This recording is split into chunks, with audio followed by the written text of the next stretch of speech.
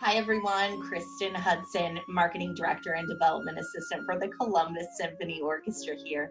And welcome to another episode of Tune In with the CSO, where you're going to get to learn a little bit more about the musicians in our orchestra, as well as to hear some beautiful music. Well, welcome everyone. We are so excited to have Principal Flute of the CSO, Jim Zeller, is here with us. Thank you so much, Jim, for being here. I am honored that you asked me to do this. So it's going to be great to chat with you. Absolutely. Well, and we're always excited to get to talk with you. Our audiences love you.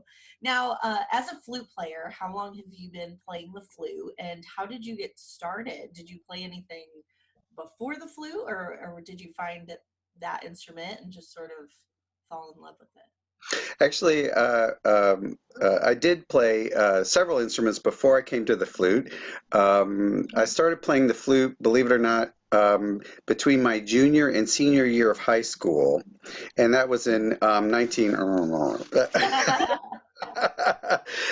Let's just say that I have been teaching the flute now as a professional. I figured out just this year for about 35 years. So obviously add education on top of that. I've been playing the flute for a long time. So, but prior to that, I was actually a keyboardist. At age 4, I showed an interest and an aptitude for the piano.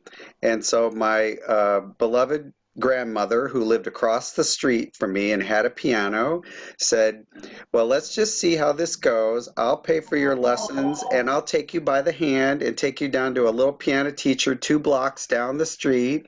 So I can remember as a kid taking her hand, and she would walk me to my weekly lessons. And I got to practice at her house on the piano, set the little kitchen timer, for a half an hour. And once I did that for a year and it looked like I was serious and enthusiastic about it, then the piano moved across the street to our house where we lived. And she continued to help fund my musical education. And that was at age 4. And then, believe it or not, I actually then at the school I was going to, I'm Catholic, and so I went to Catholic grade school and Catholic high school.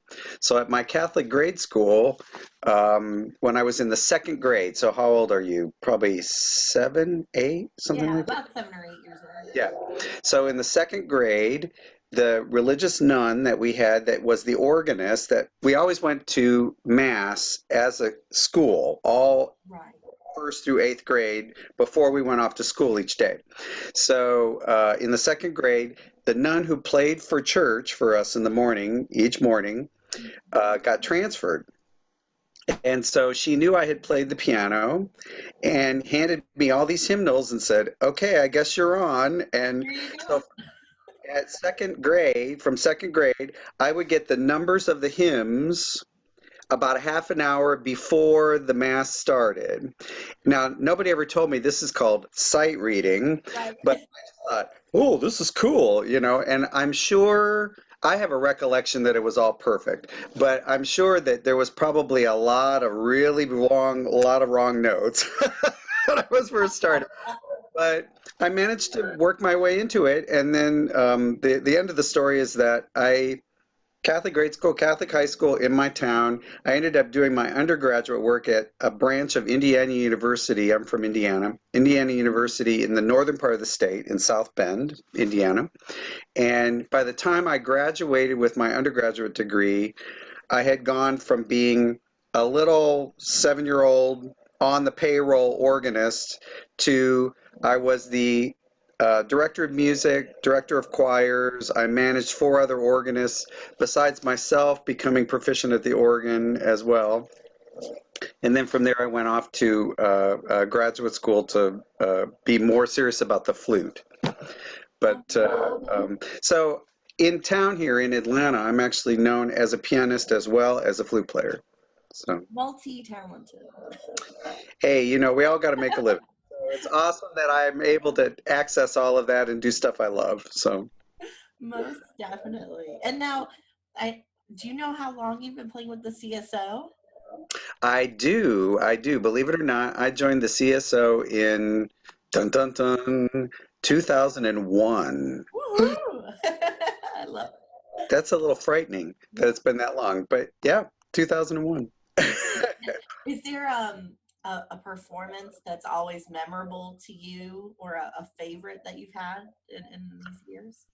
I would say the one that still sticks out in my mind that was the most surreal and mind-blowing and marvelous for me personally was one of the very first concertos I got to play with the CSO was the Lucas Foss Renaissance Concerto. And mind you, when I first joined the orchestra, we were still at the Three Arts Theater, Right.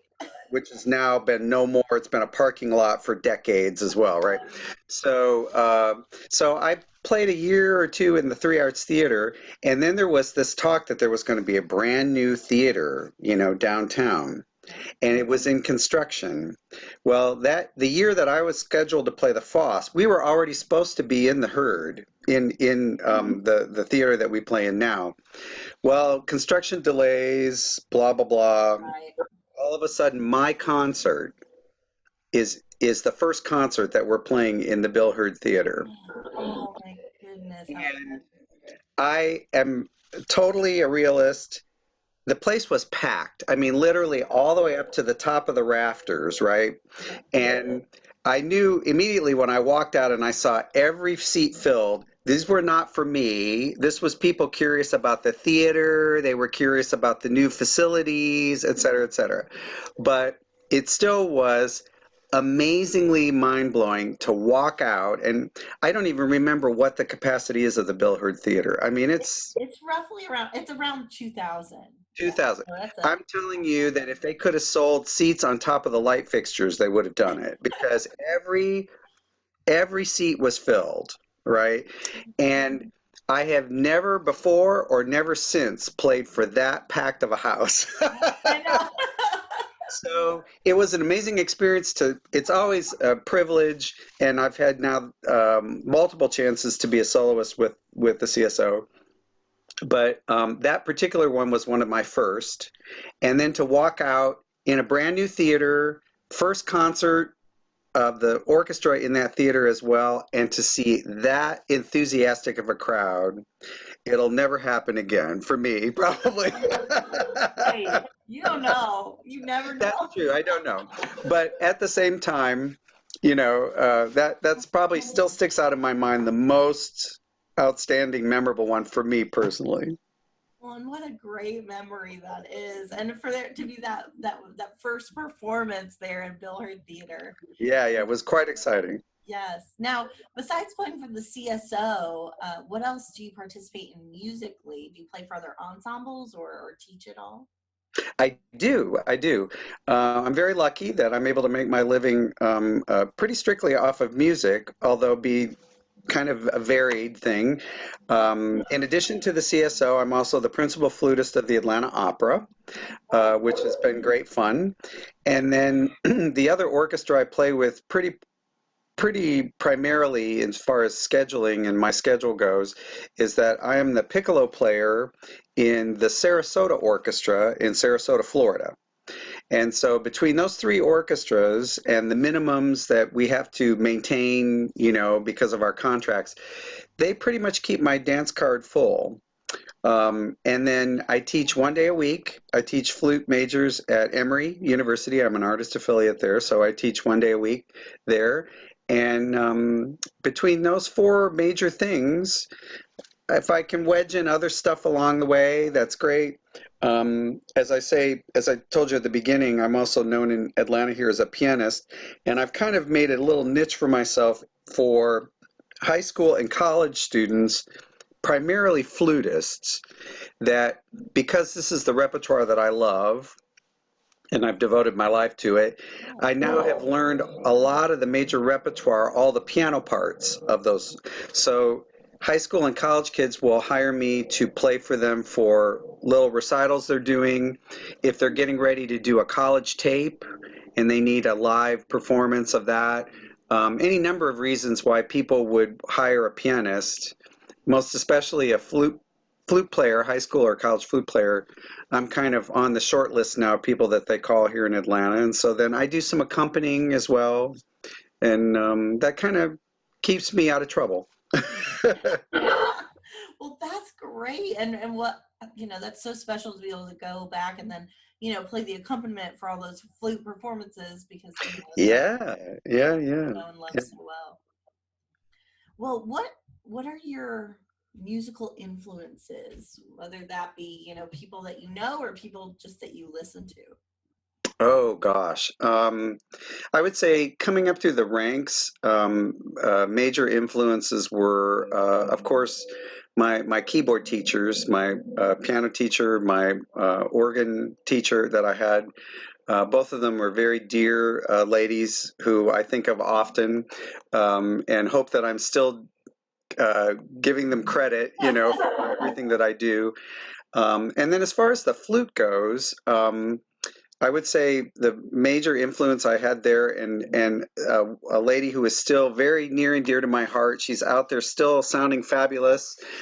Is my teacher from Indiana University and from Juilliard. Both was the same teacher, Carol Winsense, who, if you look back in your listing of soloists with the CSO, she's actually been a soloist with the CSO a couple of times as well. So she's a marvelous, amazing lady, such a beautiful spirit, great inspiration as a teacher, encouragement wise, that I hope to be continuing to pass on to my Emory students.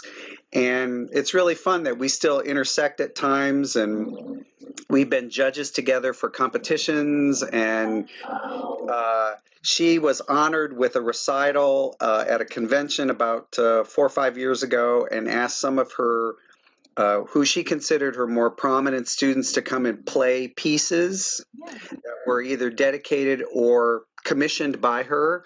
And so I was very honored to be tapped to play one of her pieces on that program. So we still interface, we email, we, still keep in touch. And she continues to be a guiding light for me flute-wise. Oh, So. that's fantastic. And it's not always that we have such a close connection with people in that way. And I think that's something really special about music and music studies is, with your private teachers, you get so close. I mean, you Oh, dive absolutely, yeah. in so deeply to the music and the emotional connections and things that, you build such a strong bond with those teachers. Absolutely, absolutely, yeah, yeah. Yeah. Now, what music do you find yourself listening to on a daily basis? It's always one of the everyone's favorite question to ask. Um, uh, I'm actually going to be really boring and say that I actually it's not boring. I kind of a mix of different things. I mean, most people would say, "Oh, he probably listens to classical music all the time," but keep in mind that I'm the only classical musician in the house, so sometimes my tastes don't always dominate, which means that, we listen to uh, uh, rock love songs. We listen to all sorts of things in the house as we're cleaning or doing things around the house or what have you. So I get an interesting diet of a lot of different things. I'll contribute every so often with, Googling or coming up with something on Spotify that I enjoy. Mozart, of course, excerpts from different operas and that kind of stuff that are always lovely to be inspired by. Um, but I find myself listening to a lot of different things, and now that we're in this sequester time, Yes. um, uh, part of what makes that work with your family is compromise, right? So, I and being okay with that and just going with the flow. And if somebody needs to listen to something else besides what I've got going on, then I'm happy to go with the flow with that. So it's easy to answer, but hard as well because is kind of led around by the nose in different ways that And the I don't. influence of others' choices into what you're you're gonna be able to listen to. Yeah, exactly. So. Great. Now, I'm always excited to ask you this question because I know you have such interesting answers to this question. Um, Oh gosh, no pressure or anything. Yeah, Okay. no pressure. But besides music, and I know you have some, what are some of your hobbies or things that you do outside of music? Oh gosh. Okay. So, and I know that your listeners, if anybody's come to those pre-concert talks that George does, then and they've seen me in those, they all know that I'm a huge dog fan, dog lover, and I have my husband and I own and train three Australian Shepherds that we actually compete with in different sports. We don't. We used to do agility a lot, but we don't do a lot of that anymore. But my husband does something called nose work, which is like the kind of training that you do with police dogs to sniff out bombs and drugs and all that kind of stuff. That same training can be done in a competition way uh, with your own dog, and so he loves doing that with one of our dogs. And then I do competitive obedience, where we have to do certain exercises. I have to send the dog away from me to do certain things and then come back to me after the tasks are done and all that kind of stuff. So that's a lot of fun too. And it's also been able for me to pass the time again in this kind of sequestering, Right. that I can take them out in the yard, and I'm telling you, our three dogs love it now. They're just like, wow, everyone's home all day and they pay attention to us all day. This is Give me all cool. the attention. Um, so yeah, so that's taken up a bit of my time. Another thing, since we've been sequestered as well, is I mentioned that I work for the opera in Atlanta. The opera has now taken on a volunteer project to make PPE for two big hospitals in town here. Great. A little side talent. It's not, I don't do anything fancy with it, but I do know my way around a sewing machine. So I have been sewing masks for the opera to donate to Piedmont Hospital. So that's been a lot of fun. And we're involved heavily in our church as well. So we do some outreach to the homeless and that kind of stuff. So it's, we try to do things that get us out of the house as safely as possible, but also keep ourselves occupied here. So. Oh, well, that's great. And it's so important for us right now while we're all at home. One, to do things to lift the spirits, I think, but also to help lift other spirits, which I think, those most definitely are. I'm a Absolutely. I'm a big dog fan. I've got two myself, which you might have heard barking earlier. Yeah. Sorry to everyone at home. Hey, But, if this interview goes on long enough, you're going to hear mine in the other room too. So good. oh, I love it. Well, thank you so much, Jim, for being here with us today and for letting our audience know a little bit more about you. And I know you're going to perform a little something for us. I wondered if you wouldn't mind just introducing the piece you're going to be playing. Absolutely. The piece that I'm going to play is a very short little piece, but beautiful. It's called Morceau de Concours. It was written by a French composer, Gabriel Fauré.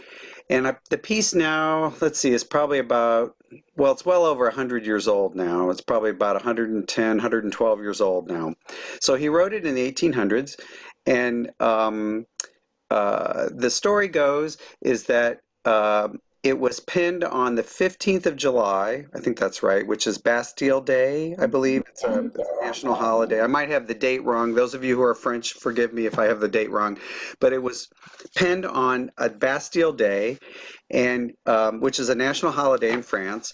And he was a composition teacher at the Paris Conservatory, had the day off, and so he thought, maybe I'll just knock out a small little piece for some instrument.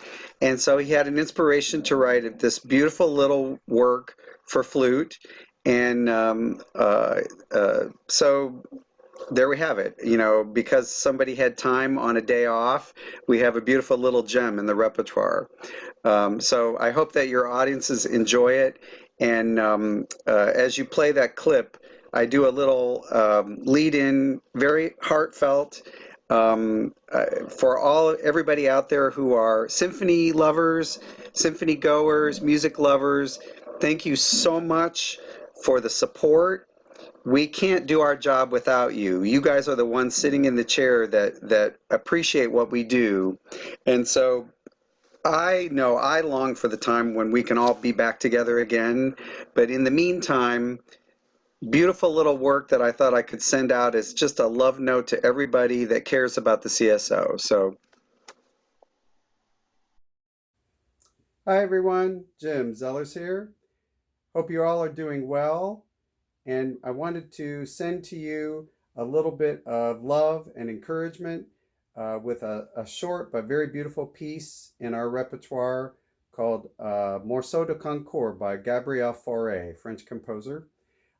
This is for all of you music lovers, all of you symphony goers, symphony lovers.